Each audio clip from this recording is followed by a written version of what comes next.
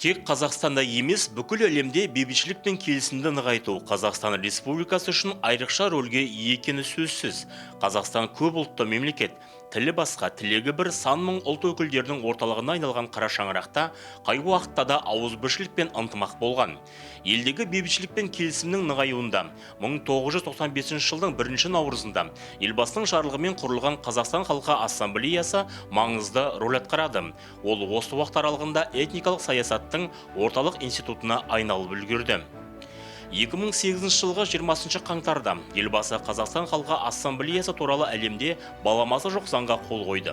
Қазақстан халқы ассамблеясы еліміздің саяси жүйесінің толыққанды субъектісіне айналды. Оның қызметтің нормативтік құқықтық негіздері айқындалды. Ассамблея сессиясы, яғни ассамблея мүшелерінің жиналысы, оның жоғары басшылық органы. Сессияны Қазақстан Республикасының президенті қажеттілікке қарай жылына кемінде бір рет шақырады. Сессиялар аралығындағы кезеңге Қазақстан халқы ассамблеясын басқаруды ассамблея кеңесі жүзеге асырады. Кеңеске республикалық этно-мәдени бірлестіктердің өкілдері, қоғам қайраткерлері, парламент депутаттары, министрлер мен облыс әкімдері енеді. Ассамблеяның өңірлердегі құрылымдарын облыс әкімдері басқарады.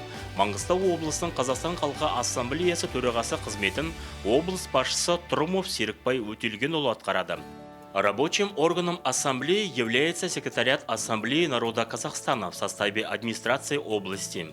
Он обеспечивает работу государственных органов в сфере межнациональных отношений. Заведующий секретариатом Ассамблеи народа Казахстана Мангистауской области является Исмурдина Гульжан Максутовна. В Мангистауской области на сегодняшний день свыше 60 представителей различных этносов. Существует 21 этнокультурные объединения.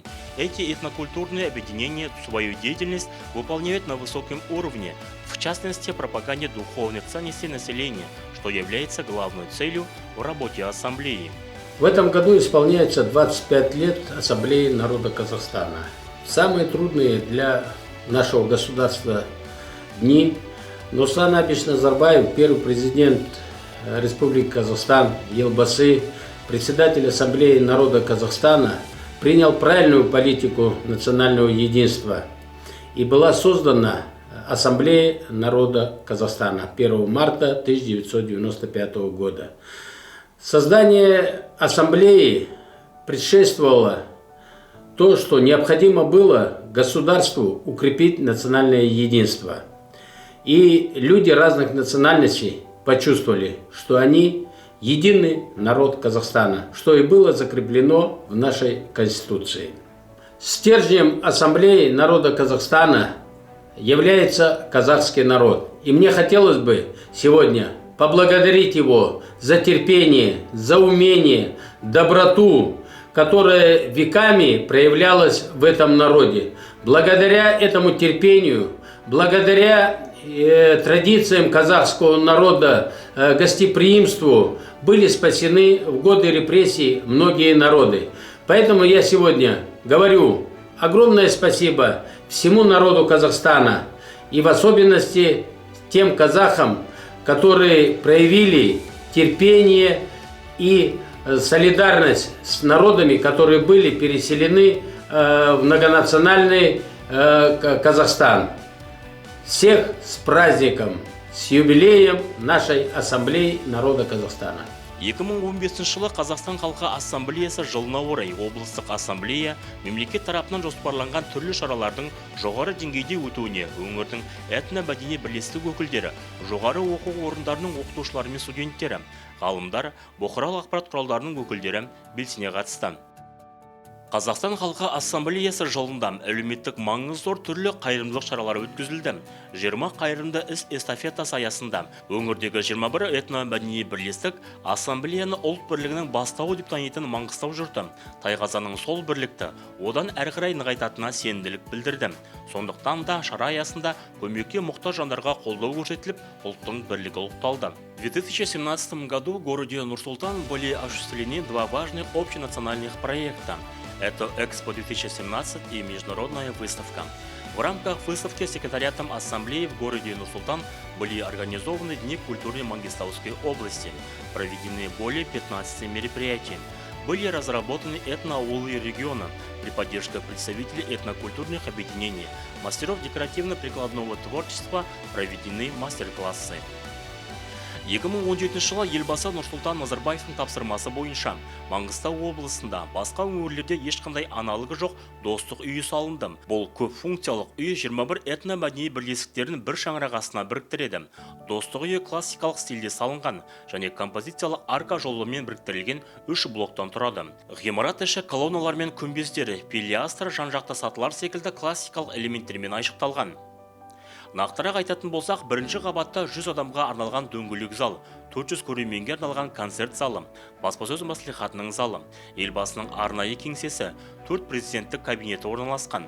Сонымен қатар осы қабатта Ұлы Отан соғысының ардагерлері мен ауған ардагерлері, кітапхана залы, асхана және этно-мәдени бірлестіктердің көрме залы жұмыс істейді.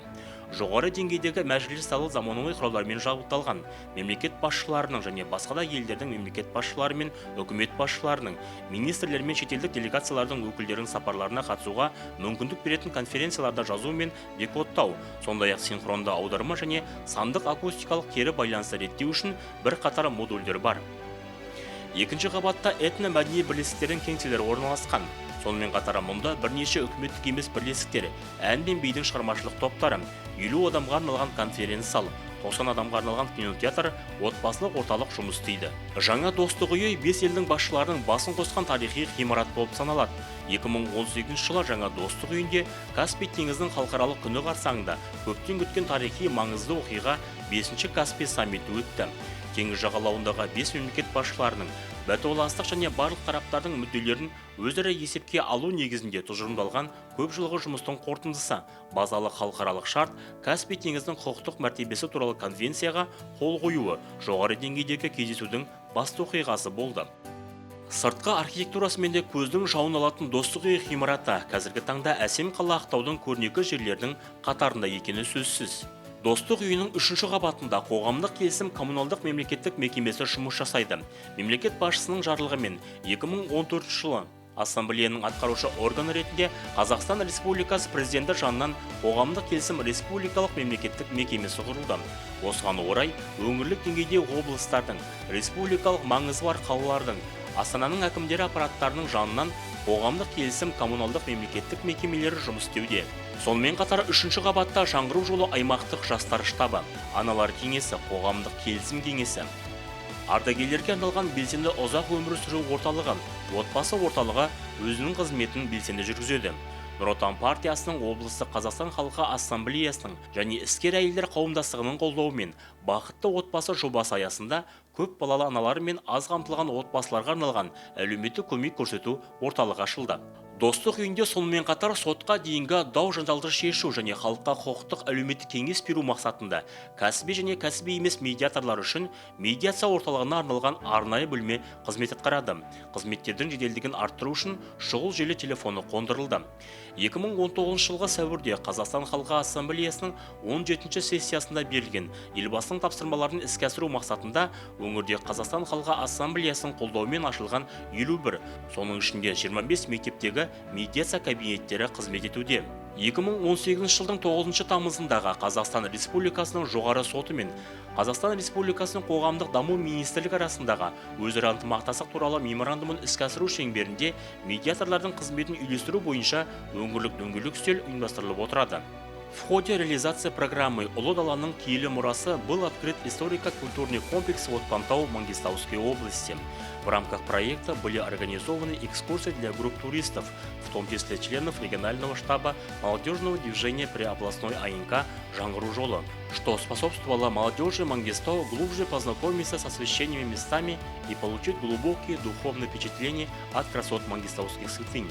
В проекте приняли участие более 1000 человек. Сохранение и популяризация памятников истории, уроки патриотизма для молодежи на основе культурных ценностей и духовного развития – главная задача данного проекта. Указом президента Республики Казахстан от 26 августа 2019 года за номером 135 2020 год объявлен годом волонтера. В рамках реализации данного указа открыт Центр волонтерского движения на базе Дома Дружбы Ассамблеи народа Казахстана. Разработана концепция организации деятельности центров единого формата в 2020 году в соответствующих целях по 4 направлениям – социальной политике, образованию, спорту и медиации. Согласно данной концепции, АИНК Мангистауской области разработала конкретные действия по 4 направлениям, запланировала проведение масштабных мероприятий по области. В этом году планируется празднование 25-летия Ассамблеи народа Казахстана, и все мероприятия, проводимые в рамках Года волонтеров, должны быть привязаны к этому событию и направлены на дальнейшее укрепление единства и согласия в казахстанском обществе. Қазіргі таңда Қазақстан Республикасының тұңғыш президенті елбасы Нұрсұлтан Әбішұлы Назарбаевтың қоғамдық келісім мен жалпыұлттық бірліктің қазақстандық моделі әлемдегі ең табысты жобалардың бірі болып танылды.